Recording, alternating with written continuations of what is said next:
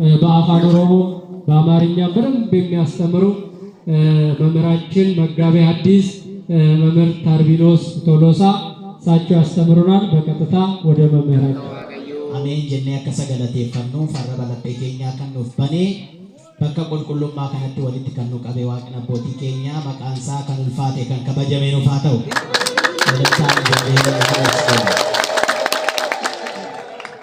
እንግዲህ እንደ እግዚአብሔር መልካም ፈቃድ ለተወሰኑት ደቂቃዎች የምንማማርበት የትምህርታችን ርዕስ የሚሆነው የመስቀሉ ቃል በሚል ይሆናል። እስቲ በሉ የመስቀሉ ቃል በሉ። የመስቀሉ ቃል ይገሙት። የመስቀሉ ቃል በዚህ አይነት ቃል እንማማራለን። እንግዲህ ጀቻ ከነከነርገሉ ተኮፋ ቆሮንቶስ በቆና ተኮ ላኮብሰ ቆዳሰዴት አንደኛ ቆሮንቶስ ምዕራፍ 1 ቁጥር 18 ላይ የምናገኘው ኃይለ ቃል ነው። ጀቻ ፈኖ እሰጀሩዳን መተድሬ ጎደኔቶ ወሊን በረና ዋቅነ አቦቲ ኬኛ ኡጭቲሳ ከንብሴ ኑፊስ ኡጭቲሳ ኑፊብሴቶ አካ ወሊን በረኖ ፈከኑ ገርጋሩ ፈየመሳ ኑፋተው። እንግዲህ ሐዋርያው ቅዱስ ጳውሎስ ለቆሮንቶስ ሰዎች በጻፈላቸው መልእክቱ ምዕራፍ 1 ቁጥር 18 ላይ ስለ መስቀሉ ቃል ይናገረናል። ይህ የመስቀሉ ቃል በምን አይነት መንገድ ነው የገለጠው ሐዋርያው ቅዱስ ጳውሎስ የሚለውን ስንመለከት የመስቀሉ ቃል ለሚጠፉት ሞኝነት ነው ይላል። ለሚጠፉት ምንድነው? ሞኝነት ነው። ለእኛ ለምንድን ግን ይላል የእግዚአብሔር ኃይል ነውና። ለኛ የምንድን ምንድነው ያለው? የእግዚአብሔር ኃይል ነውና። የጥበበኞችን ጥበብ አጠፋለሁ የአስተዋዮችንም ማስተዋል እጥላለሁ ተብሎ ተጽፏልና ጥበበኛ የት አለ? ጻፊስ የት አለ? የዚህች ዓለም መርማሪስ የት አለ? እግዚአብሔር የዚህችን ዓለም ጥበብ ሞኝነት እንዲሆን አላደረገምን? በእግዚአብሔር ጥበብ ምክንያት ዓለም እግዚአብሔርን በጥበብ ስላላወቀች በስብከት ሞኝነት የሚያምኑትን ሊያድን የእግዚአብሔር በጎ ፈቃድ ሆኗልና። አሁን እንግዲህ ከዚህ ሐሳብ ስንረዳ የአስተዋዮች ማስተዋል የጥበበኞች ጥበብ ይህ ሁሉ ሊያድን እንዳልቻለ እግዚአብሔር ባወቀ ጊዜ ዓለምን ለማዳን ፈቃዱ ሆነ ነው የሚለው።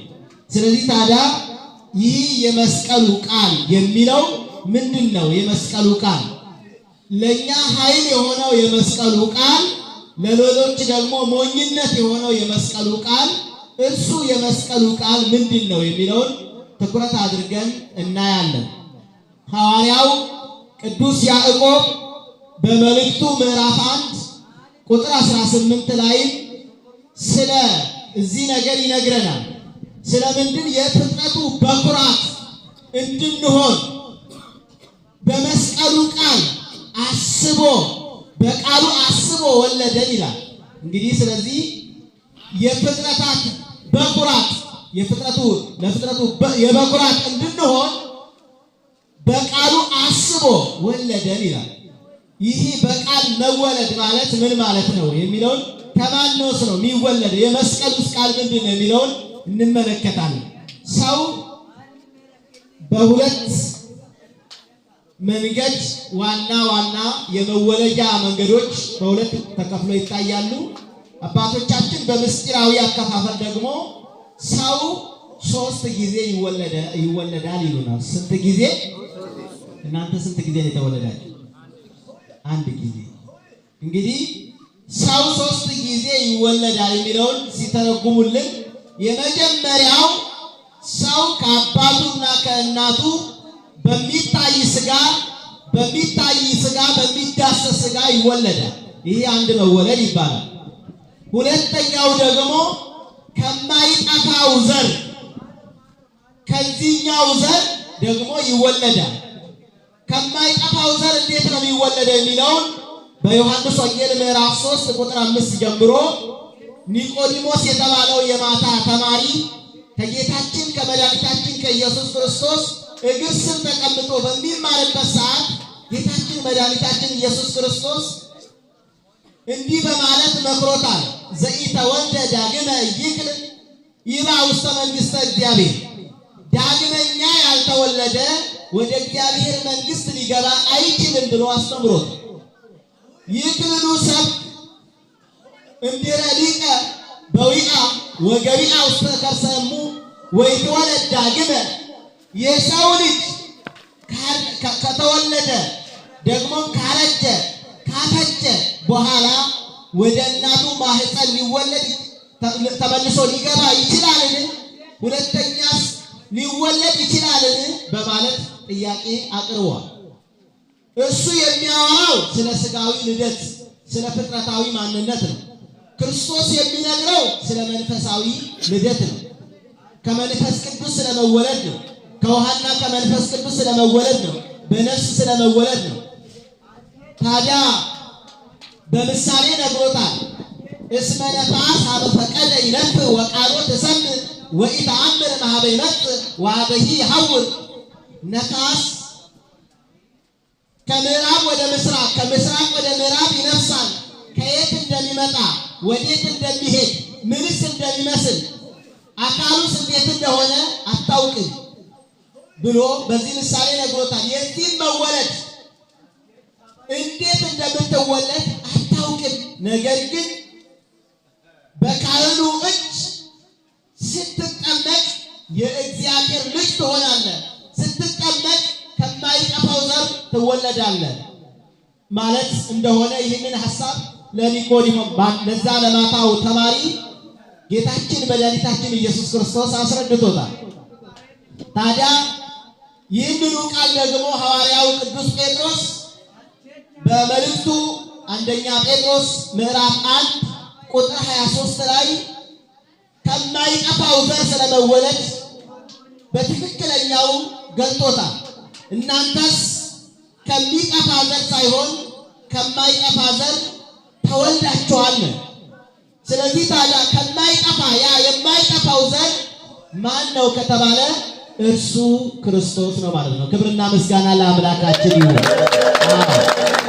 እኛ ሁላችን የተጠመቅን የማን ልጆች ነን?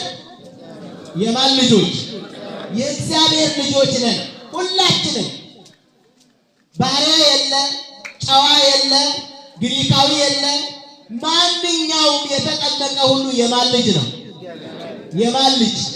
የእግዚአብሔር ልጅ። ለዚህ ሁላችንም አባታችን ሆይ ከዛስ በሰማያት የምትኖር ከዛስ በቃ እንዲህ እያልን እንጸልያለን። ሁላችንም ትንሹም አባታችን ሆይ ብሎ፣ ትልቁም አባታችን ሆይ ብሎ፣ አዋቂውም አባታችን ሆይ ብሎ፣ ባለሀብቱም አባታችን ሆይ ብሎ፣ ድሃው አባታችን ሆይ ብሎ፣ ታማሚውም አባታችን ሆይ ብሎ፣ ጤነኛው አባታችን ሆይ ብሎ የሚጠራው ማንን ነው? ስለዚህ ሁላችንም የማን ልጆች ነን? የእግዚአብሔር ልጆች ነን።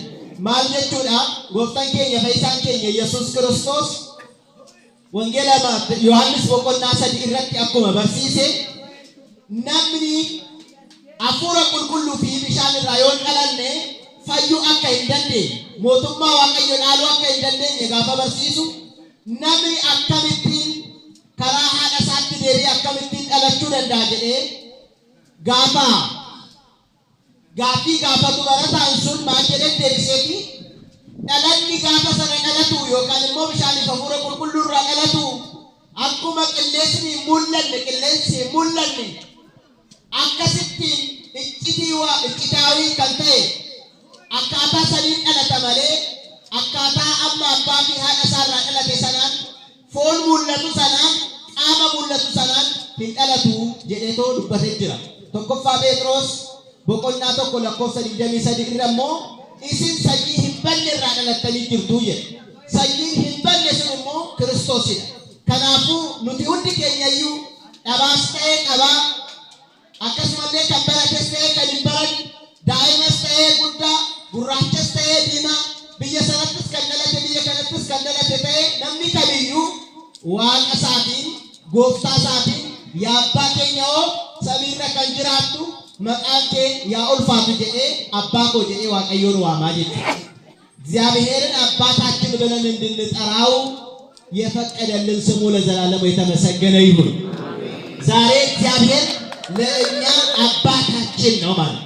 አባት ደግሞ በልጁ ይጨክናል እንዴ? ይጨክናል እንዴ? አዎ አሁን አባትን እንጀራ ልጁ አባቴ እንጀራ አጉርሰኝ ብሎ ድንጋይ ያጎርሰዋል እንዴ? ያጎርሰዋል እንዴ? አያጎርሰው። አባቱ ልጁ ታሞበት ልጁ ቢወርቅ አባቱ ዝም ይላል እንዴ? ልጁ ቢቆስል አባቱ ዝም ይላል እንዴ? ልጁ ቢቸገር አባቱ ዝም ይላል እንዴ? ልጁ ቢያለቅስ አባቱ ዝም ይላል እንዴ? አዎ ስለ ልጁ አባት ምን ይላል? ይጨነቃል።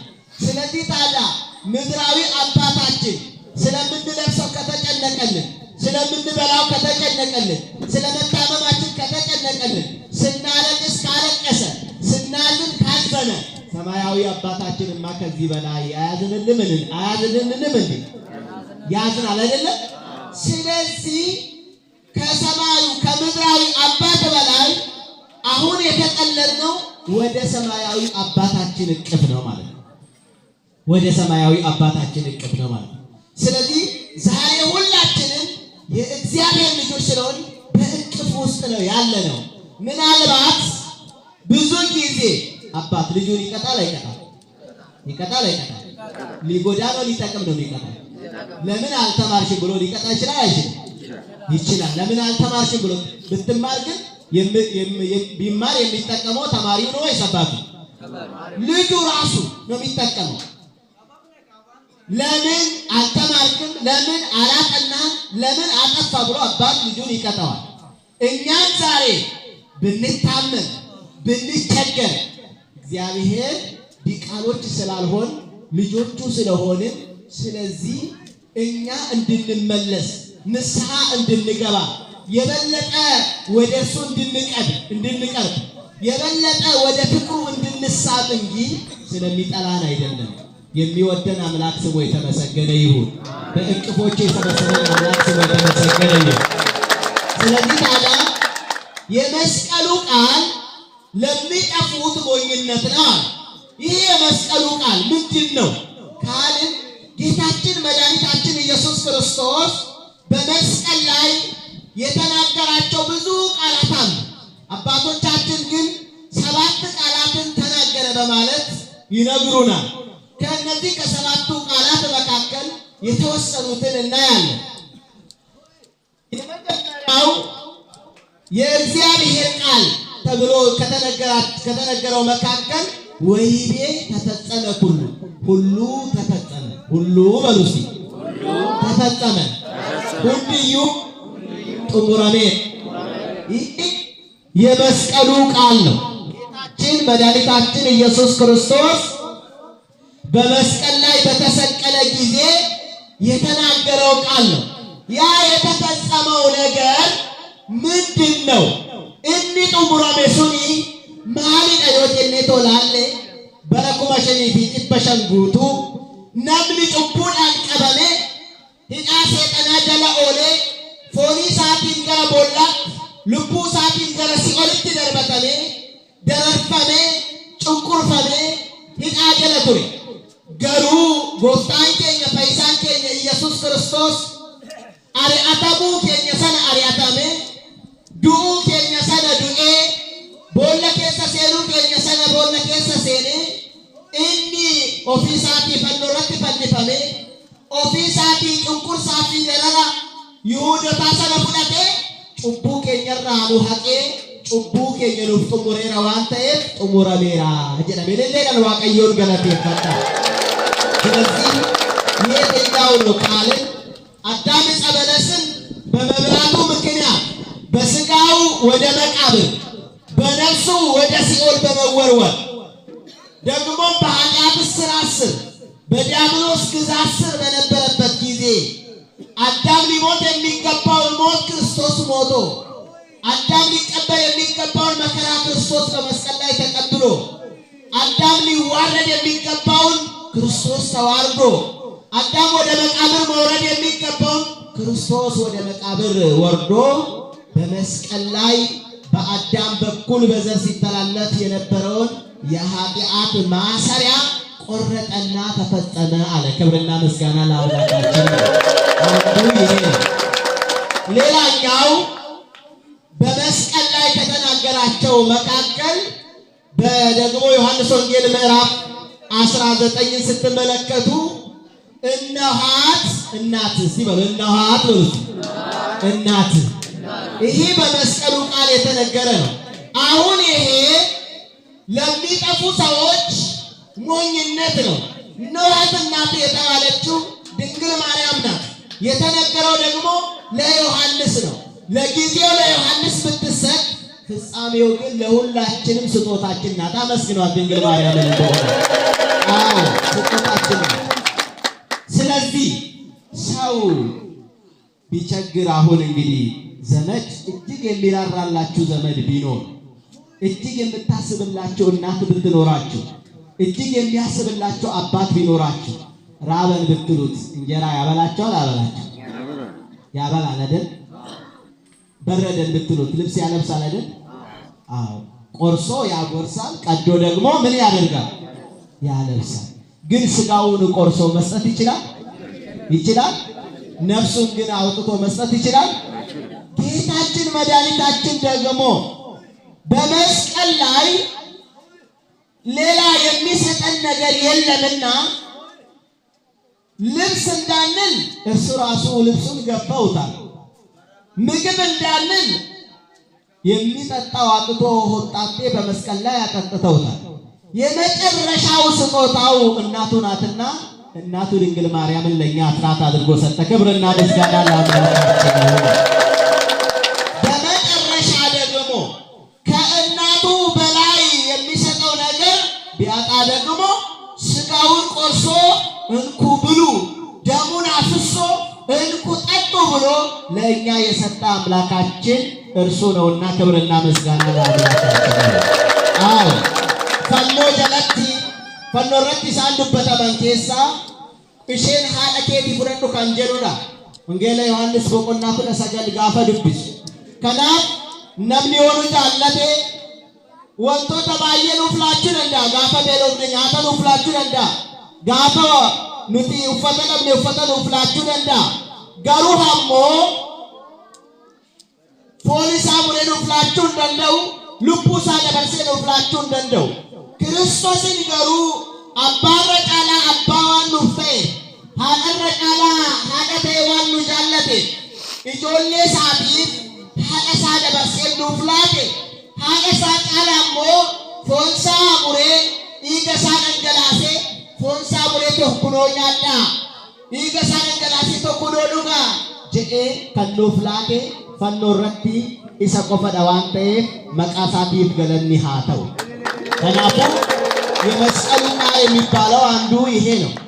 ሌላ ደግሞ በሉቃስ ወንጌል ምዕራፍ 23 ላይ እንደተጠቀሰው ሲገርፉት ዝም አለ፣ ሲተፉበት ዝም አለ፣ አምላክ ከወንክ እስቲ ከመስቀል ውረድ ሲሉት ዝም አለ፣ ሲወጉት ዝም አለ፣ ሲቸነክሩት ዝም አለ፣ የሾህ አክሊል ሲደፉበት ዝም አለ፣ በብረት በትር ሲመቱት ዝም አለ፣ ሲሳለቁበት ዝም አለ። አንዴ ቀይ ልብስ ሲያለብሱት ንጉሥ ነህና እያሉ ሐር ሲያጎናጽፉት ሲዘባበቱበት ዝም አለ። እንዲህ ለሚያደርጉት ምን ብሎ ተናገረ? አባ ስራይሎሙ እስመ በዘኢያእምሩ ይገብሩ። አባት ሆይ በሉ እስኪ ድገሙ። አባት ሆይ የሚያደርጉት አያውቁምና ይቅር በላቸው። ያ አባ ዋን ራወታን እምቤከን ዋን ተኤት ኢፈመ ጎኒ። ይህ ነው የመስቀሉ ቃል። ክብርና ምስጋና ለአምላካችን ይሁን። ይህ የመስቀሉ ቃል ለሚወጉት፣ ለሚቸነክሩት፣ ለሚያደሙት፣ ለሚያቆስሉት የጌታችን መልስ ይቅር በላቸው ነው። እኛ ሰው ብንሰደብ ዝም ብለን እናልፋለን እንዴ? አገጩን መተን አይደል እንዴ ጥርሱን የምናወልቅ አይደል? እንደዛ ነው የኛ። የክርስቲያን ግን እንዲህ አይደለም። እዚህ እኮ በጸበል ቦታ ልንጋ ጸበል ለመጠመቅ እኮ ሰርቆ የሚገባል እንዴ? ወረፋ ሳይጠብቅ አይደል? ምኑን ተጠመቀ ታዲያ? ምኑን ተጠመቀ? ጸበል ለመዳን እኮ ነው የመጣው። ለመዳን መጥቶ ተንኮል ከሰራ አሁን ወረፋ ሳይጠብቅ ሽማግሌዋን ገፍቶ ከገባ እሱ አሁን ቢጠመቅም ምንም የለም። ተንኮል ሰርቶ ጽድቅ የለማ። ሌላ ሌላ የሚያደርግ ይኖራል ማለት ነው። ስለዚህ ይህ ሁሉ ከክርስቲያን የሚጠበቅ የመስቀሉን ቃል ከሰማ የሚጠበቅ አይደለም። ክርስቲያን ራሱን ዝቅ የሚያደርግ ታላላቆቹን የሚያከብር ስነ ስርዓት ያለው ደግሞም ክፉ ለሚናገሩት ክፉ የማይመልስ ነው ማለት ነው። ክርስቲያን እንደዚህ ነው እንጂ ዝም ብሎ ወንድሙን ለመግደል ጦር የሚያነሳ ወንድሙን ለማጥፋት ሌሊት ከቀን የሚመክር ከሆነ እሱ ክርስቲያን አይደለም ማለት ነው። ኤጋ ፈኖረት ጎፍታን ኬኛ ኢየሱስ ክርስቶስ ወንቶተ ዱበተ ኬሳ ያ አባ ዋን ራወተን ቤከን ዋንቴ ኢፈመ ጎዲቲ ወረሰ ወራነኒ ወረሰ አጀሰኒ ወረሰ ረቲ ቱፈኒ ወረሰ ቆሬ መታይ ሰረት መረኒ እንዲ ኢፈመ ጎዲፍ ጀኔ ዱበኒ ከናፉ ዱትስ ክርስቲያኖኒ ገዶፍ ቀውማ አከሲቲን ክርስቶስን ራወን በረኒ ክርስቶስን ፈካችሁ ቀብና ጀቲ ክርስቶስን ጋፈ ፈካሉሞ ዱቢ ኢሳ ለበ ኬኘራ ቡልፈኔቶ አካታ ኢሳቲቲ ሞለችሁ ቀብና ጀቲ ኑቲ ክርስቶስን ፈካችሁ ቀብና ሞን ቀብ አማ ሴና ቶኮ ቶን ሲኒቲሜ ሃዶን ቶኮ ኦቱ አባ መናሼራ ኦቱ ተኢን በካ ቢራቲ ኡልፎፍቴ አባ መናሼ ሞ isheen nuudes isheen naafdeessi haati manaa koo naafdeessi jedhee waan baay'ee hojjetee haati manaa isaa gaafa deessu garuu mucichi ollaa warra jiru otuu fakkaatee abbaa sana gammachiisaa hin gammachiisaa maaliif mucichi eenyu fakkaata warri gaafachuu dhufee hundiyyuu maal ijoollee mucaan kun abbaa baluun fakkaate jedhanii gaafa dubbatu namni sun hin gammadaa maaliif mucichi eenyu fakkaata waan ta'eef ollaa biraa fakkaata waan ta'eef kanaafuu bakkuma sanitti deemtoo guddisi jedhaan immoo qallaba safaree fi mana isaatiitti guddisi bakkuma fiddeetti maal godhe deemi achitti galiitti hin jedha jechuudha. Nuti abbaan keenya eenyudhaan isin hin jedhe duratti Kiristoosidha miti isarraa bishaaniif hafuura qulqulluudhaan sanyiin banne irraa dhalanneerra miti. Kanaafuu wal loluun eenyu fakkaachuudha seexana fakkaachuudha moo Kiristoos fakkaachuudha? Sanyiidha wal qooduun Kiristoos fakkaachuudha moo seexana fakkaachuudha? Namaaf sumbii bulbuluun seexana fakkaachuudha moo Waaqayyo fakkaachuudha? Namaaf albee qabuun seexana fakkaachuudha moo Waaqayyo fakkaachuudha? Nama arrabsuun seexana fakkaachuudha moo Waaqayyo fakkaachuudha? Kanaafuu nuti eenyu fakkaanna garuu as keessa? Eenyu fakkaanna?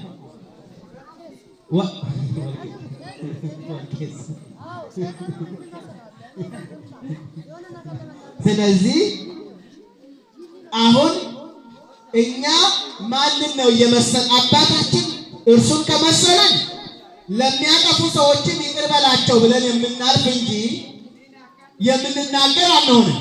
ነገር ግን ማንን ነው የምንመስለው? ኤኑ ፈካና አራ ሰኝዳ ወልቆኔ ጅራ አቲቆ ከሰንዱበታ አቲቆ ከነዱበታ ተችት ቀለቴ አታስት ቀለቴ አቲ በማቃ ወልንጀኔ ወልቱፈቻ አከስቲ ነው ጅራለተ አባ ኬኛ ገና እንፈካኔ ኢሳ ይራቀለነ ሰነ ፈካቻን ጅሩ አንተ ከራይሳ ፈካቹ ትጉደቹ ቀብለ እሱን ወደ መምሰል ማደግ መቻል አለብን።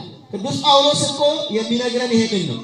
እንደኛ ቆሮንቶስ ምዕራፍ 11 ላይ ቁጥር 1 ጀምሮ ተመሰሉ ቲያየ በከመ አነ እትሜሰሎ ለክርስቶስ እኔ ክርስቶስን እንደምመስለው እናንተም ደግሞ እኔን ምን በሉ መሰሉ። እኔን መሰሉ ነው። ክርስቶስን ቅዱስ ጳውሎስ በምንድን ነው የመሰለው ካልን ክርስቶስ ስለ ሕዝቡ ብሎ ደሙን አፍስሶ በመስቀል ላይ እንደሞተ ቅዱስ ጳውሎስን ስለ ወንጌል ብሎ አንገቱን ተሰይፎ ደሙን አፍስሶ ክርስቶስን መስሎ ያለፈ ነው። ስለዚህ ክርስቶስን እንድንመስል ይርዳን እግዚአብሔር። እኛ ክርስቶስን የምንመስለው ወደ ቤቱ ዘወትር ስንመላለስ ወደ ቃሉ ዘወትር ስንመለስ እርሱን ወደ መምሰል እናድጋለን ማለት ነው። መመላለስ ብቻ አይደለም መመለስ ያስፈልጋል። 30 ዓመት ጸበል ቤት መቀመጥ ሳይሆን 30 ሰከንድ ወደ እግዚአብሔር ተመልሶ ወደ እቅፉ መመለስ ሐሳብን ወደ እርሱ መመለስ ያስፈልጋል አይደለም? የማያውቀው አለ። አሁን ያ መጻጉዕ የተባለው በዮሐንስ ወንጌል ምዕራፍ 5 ላይ የተነገረለት ያ ሰው ከታመመ 30 ዓመት ሆኖታል። ስንት ዓመት? ከአልጋ ጋር ተጣብቋል። በሽታ ቀንቶበታል። የመጣ ሁሉ አልፎት ይሄዳል። የመጣ ሁሉ ንቆት ይሄዳል። አንድ ቀን ግን ጌታችን መድኃኒታችን ኢየሱስ ክርስቶስ ወደ እርሱ መጣ። መዳን ትወዳለህን ብሎ ጠየቀ። አዎ፣ ነገር ግን ወአልቦ ዘያወርደኒ ውስተ ምጥማቃተ ሰሊሆም፣ ነገር ግን ወደ መጠመቂያው ስፍራ የሚያስገባኝ ሰው የለኝም ያለ። ምን የለኝም? የለኝም ማለት እግዚአብሔር ሰው በሌለው ሰው ስፍራ ይቆማል አይቆምም? ይቆማል። እና አልጋህን ተሸክመ ሂድ አለ። አልጋህን ምን ብለህ ሂድ?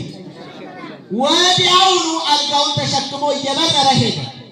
ወደ ኋላው ግን ዞር ብሎ ለሰከንድ እንኳን ያዳነውን ጌታውን አላየም። ማን አዳነህ አሉት። አላውቀውም።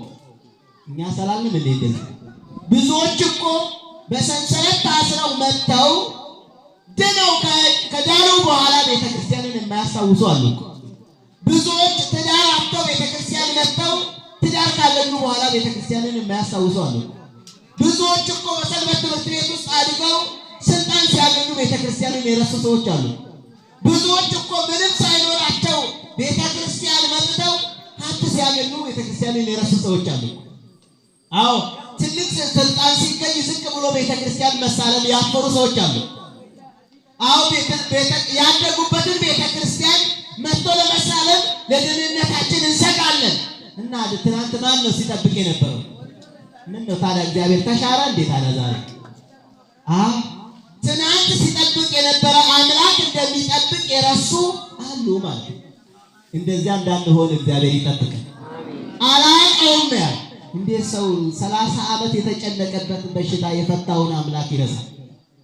ስለዚህ እንደዛ እንዳንሆን ታዲያ ከመስቀሉ ቃላት መካከል ሌላኛው ደግሞ ጌታችን መድኃኒታችን ኢየሱስ ክርስቶስ በመስቀል ላይ ከተናገራቸው ነገሮች መካከል ዮም ትሄሉ ምስሌ ውስተ ገነት፣ ከኔ ጋራ በገነት ትኖራለህ። ከኔ ጋራ በሉስ ድገሙት። ከኔ ጋራ በገነት ትኖራለህ። አነ ወጂ ገነተ ኬስ ምጅራት ኩኒ የቸፈኖቲ የመስቀሉ ቃል ነው። ጌታችን መድኃኒታችን ኢየሱስ ክርስቶስ በመስቀል ላይ ከተናገረው ቃላት አንዱ ነው። ይህ ቃል የተነገረው ለፈያታዊ ዘየማን ወይም ደግሞ ጥጦስ ስለተባለው ወንበዴ ነው። ይህ ሰው ሲጸድቅ ነበረ፣ ሲገል ነበረ፣ ሲያማ ነበረ፣ ብዙ ነገሮችን ነው ሲያደርግ የነበረው። ታዲያ አንድ ቀን ገጠመውና ከጌታችን ከመድኃኒታችን ከኢየሱስ ክርስቶስ ቀኝ ተሰቀለ። ለምን? ወንበዴ ስለሆነ። ለምን? ገዳይ ስለሆነ። ለምን? ሌባ ስለሆነ። አይሁድም የሰቀሉበት ምክንያት በቀኝ ያለው በግራ ያለው ምንድነው? ሌባ። በቀኝ ያለውስ ሌባ፣ በመሃል ያለውስ እሱማ ከነሱ የተለየ ነው እንዴ ለማለት የሰቀሉት ወንበዴ ነው። ነገር ግን በ3 ሰዓት የመስቀሉ ጊዜ ቆይታ 3 ሰዓት ብቻ ነው ጌታችን መስቀል ላይ የቆየበት ሰዓት። ይቺ 3 ሰዓት ለሱ የትምህርት ጊዜው ነበረች። የምን ጊዜው? የመመለስ ጊዜው፣ የንስሐ ጊዜው ነበረችና በዚች 3 ሰዓት ብቻ ተምሮ ለያውም ከመምህር አይደለም እኮ የተማረው። እየሰማችሁኝ ነው? ፀሐይ ሲጨልም አየ። ይሄ ምንድነው? ጨረቃ ደም ስትሆን አየ። ኧረ ጉድ ነው። ከዋክብት ሲረግፉ አየ። አለታት ሲሰነጠቁ፣ ሙታን ሲነሱ፣ እጽዋት ሲደርቁ አየ።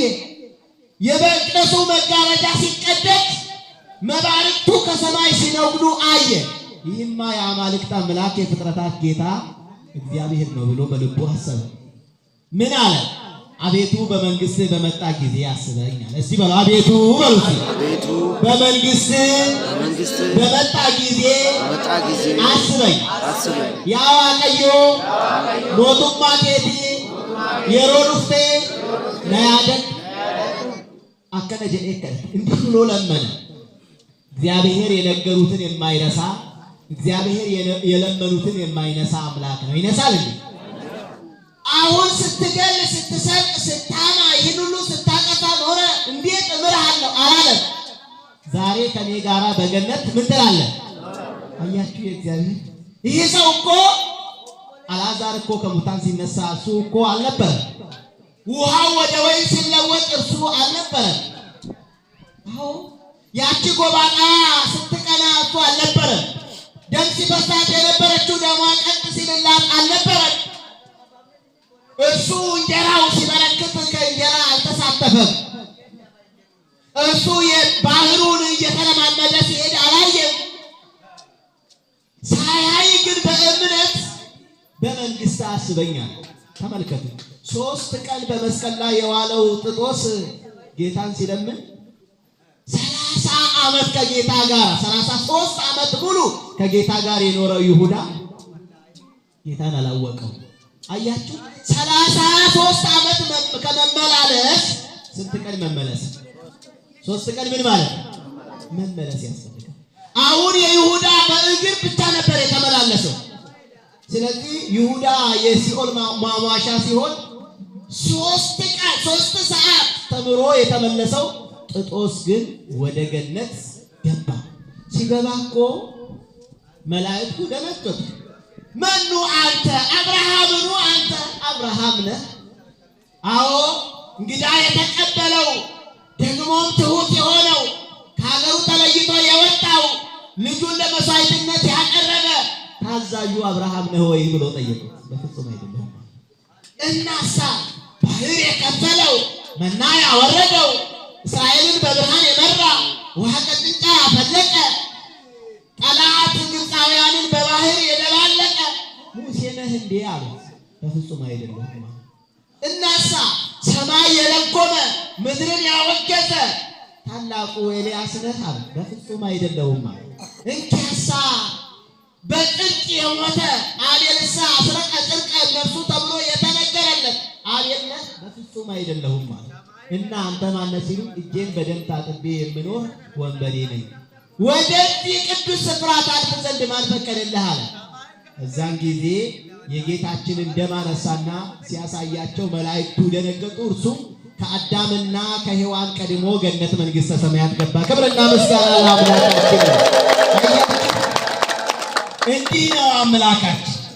እዚህ መቅደስ ውስጥ ቁጭ ስንል ትናንት ስታፌዙበት የነበረ አቤት ይሄ ሰካራም፣ አቤት ይሄ ጫት ቃሚ፣ አቤት ይሄ ሱሰኛ መቼም የማይመለስ አቤት እቺ ዝሙተኛ አቤት ብለን ስናማት የነበረችው በሩቅ የተመለከትናት ያቺ ሴት እዚሁ ሳለን ቀድማን መንግሥተ ሰማያት ልትገባ ትችላለች።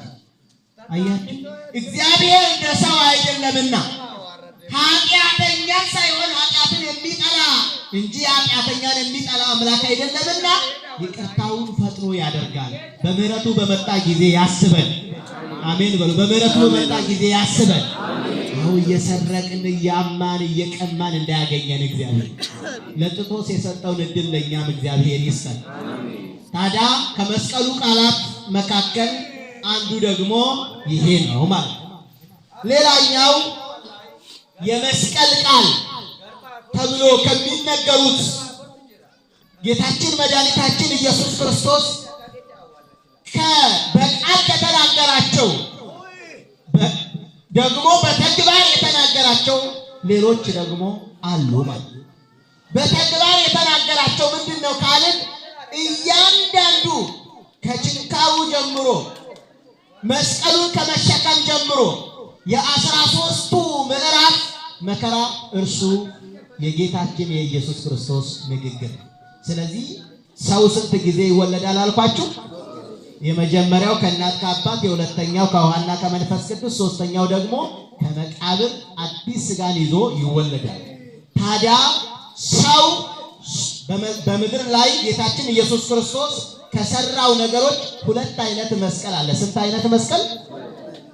አንደኛው በሶስቱም ከፍለን ልንመለከተው እንችላለን። የክርስቲያኖች መስቀል ነው። የክርስቲያኖች ምንድን ንገሩ? የክርስቲያኖች ምንድን? አንደኛው የክርስቲያኖች መስቀል ነው። ሌላኛው ደግሞ የክርስቶስ መስቀል ነው። የማን መስቀል? የክርስቶስ መስቀል። የክርስቲያኖች መስቀል የሚባለው ምንድን ነው ካልን መስቀል የሚለውን በሁለት ከፍለን ስንመለከት መከራው መስቀል ይባላል። መከራው ምን ይባላል? ክርስቶስ የተቀበለው ያ መከራው መስቀል ተብሎ ይነገራል። ሌላኛው ደግሞ ክርስቶስ በጀርባው ላይ የተሰቀለበት ያ የደማበት ስጋውን የቆረሰበት ደሙን ያፈሰሰበት እሱ ደግሞ ምን ይባላል? መስቀል ነው። ያ መስቀል ኃይላችን ነው። ታዲያ የክርስቲያኖች መስቀል የሚባለው ደግሞ ምንድነው ካልን ክርስቲያኖች ዛሬ እያንዳንዱ የሚቀበሉት መከራ የክርስቶስ መስቀል ነው። ምን አልኳችሁ? መስቀሌን ያልተሸከመ ኋላዬ ሊከተለኝ አይችልም ብሏል አይደለም እንደ ጌታችን። ስለዚህ ክርስቲያን ሁሉ ምኑን መሸከም አለበት? መስቀሉን መሸከም አለበት ስንል በአንገት ብቻ አይደለም። ይሄ ብቻ እኮ አይደለም። ክርስቶስ በመስቀል ላይ የተቀበለውን መከራ ሁሉ መቀበል አለበት። ለመቀበል ዝግጁ መሆን አለበት። ማን ሐዋርያ ነው እንደዚሁ ተኝቶ የሞተ? እነ ቅዱስ ቶማስን ካልን እጁ ተቆርጦ አፍንጫው ተፎንኖ ጥፍሩ ተነቅሎ ጆሮ ተመልምሎ እንደዚህ ነው የሞቱት አባቶቻችን። እነ ቅዱስ ጊዮርጊስ በወፍጮ ተፈጭተው ይህ እኮ መስቀል እኮ ነው። ሌሎችም ቅዱሳን አባቶቻችን በእንደዚህ አይነት ነው ያለፉት። ታዲያ በምድር ሳላችሁ መከራ አለባችሁ ያለው ምንድነው ካልን መስቀሉ ነው ማለት ነው። መስቀሉን እንድንሸከም ይርዳን እግዚአብሔር። ደግሞም በመስቀሉ እንድንጸና ይርዳን እግዚአብሔር። የመስቀሉ ኃይል ለኛ ጥበብ እንዲሆን ይርዳን እግዚአብሔር። ዛሬ መስቀል የመስቀል ታሪክ በታሪክ ሰነድ እንጂ በሕይወታችን ውስጥ አንመለከተውም እና ዛሬ ክርስቲያኖች ደግሞ በየስፍራው አሁን በማህበራዊ ሚዲያ የምትሰሙት የክርስቲያኖች መስቀል እየተገለጠ ነው። አንገቱ ላይ ባለው መስቀል ምክንያት የውስጡ መስቀል ደግሞ እየተገለጠ ነው። ይኸውልህ አንገቱ ላይ ያለው መስቀል የውስጥን መስቀል ይገልጣል። ክርስቲያን እንደዚህ ነው። የውስጥ የአንገቱ መስቀል ሲበጠስ የሕይወቱ መስቀል ይገለጣል። በደም ይገለጣል፣ በሞት ይገለጣል፣ በስቃይ ይገለጣል፣ በስደት ይገለጣል። በተለያየ መንገድ የውስጡ መስቀል ይገለጣል። ይህንን ክብር የሰጠን ደግሞም በመከራው ያጸናን በመከራው ያበዛን ክርስቶስ አምላካችን ስሙ ለዘላለም የተመሰገነ ይሁን። በመከራው በመስራት ውስጥ ያበዛን እንደ ሚስማር ስንመታ እየጠበቅን ስንገደል እየረሳን ስንሰደድ እየሰፋን እንድንኖር ያደረገን እግዚአብሔር ስሙ የተመሰገነ ይሁን። እንደዚህ እኮ ነው ስንዴ አሁን በጎተራ ቢቀመጥ ዘንድሮ አንድ ጎተራ የነበረው ቀጣይ ዓመት 2 ጎተራ መሆን ይችላል። ያንኑ ራሱ ነቀዝ በልቶት ሊያሳንሰው ይችላል አይችልም? ያ ስንዴ ግን ወደ መሬት ሲዘራና ሲበተን ይበቅላል አይበቅልም? አንድ ጎተራ የነበረው 2 5 6 ይሆናል አይሆንም? ምን ስላለ? አዎ ክርስቲያኖች እንደዚህ ፍሬ ያለው ክርስቲያን። ለዚህ እኮ ነው በሐዋርያት ሥራ ምዕራፍ 8 ላይ ያለው በእስጢፋኖስ ምክንያት ሲበተኑ ክርስትና ይጠፋል ብለው አይሁድ ምን ያደረጉ? ክርስቲያኖችን በተኑ እንዳይሰበሰቡ። 8000 የእስጢፋኖስ ማህበር የሚባለው ነበር። ያ ማህበር ተበተነ። ሲበተን ይጠፋል ተብሎ ነበር የታሰበው ነበር።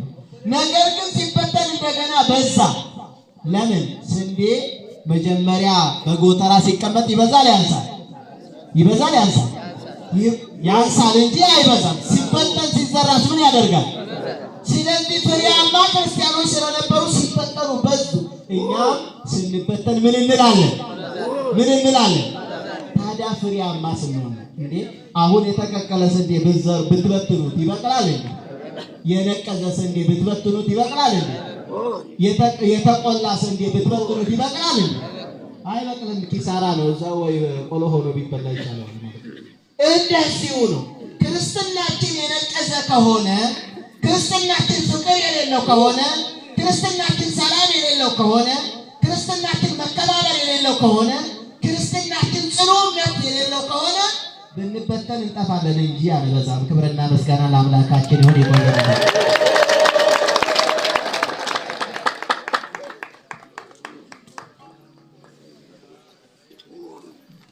አመስግኑ እግዚአብሔርን ከፍ አድርጋችሁ።